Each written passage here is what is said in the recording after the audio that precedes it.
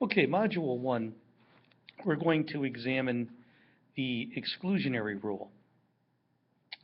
Now, the exclusionary rule, it's very important to recognize that it is a court-created rule that is designed to deter police misconduct. The exclusionary rule operates to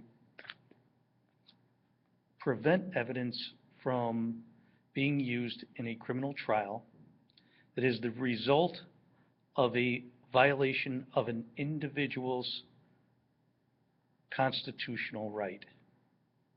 It could be a violation of it involving a illegal search and seizure under the Fourth Amendment, or it could be the result of a improperly obtained confession under the Fifth or Sixth Amendment rule.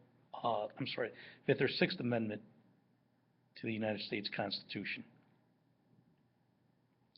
The second part of Module 1 will introduce key terms that are important for everyone who studies criminal procedure, whether to be going to law enforcement or later on to a law career,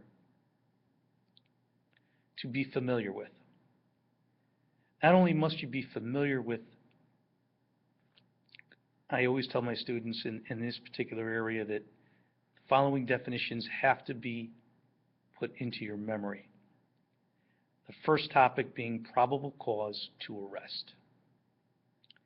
The second definition that must be memorized is probable cause to search. Those two definitions are like the tools in a carpenter's belt for anyone involved in law enforcement.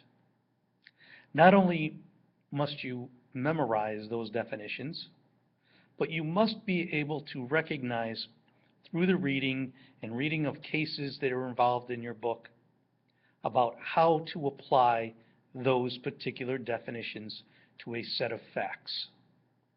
That is what police officers, prosecutors, defense attorneys every day deal with probable cause, and whether or not the police have the requisite probable cause to effect an arrest or to conduct a search and seizure of evidence that will later be used at trial.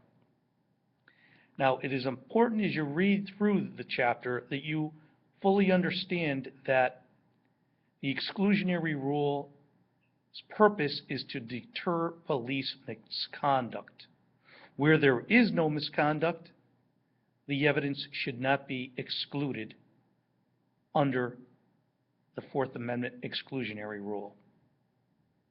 There are also some exceptions that you're going to learn about.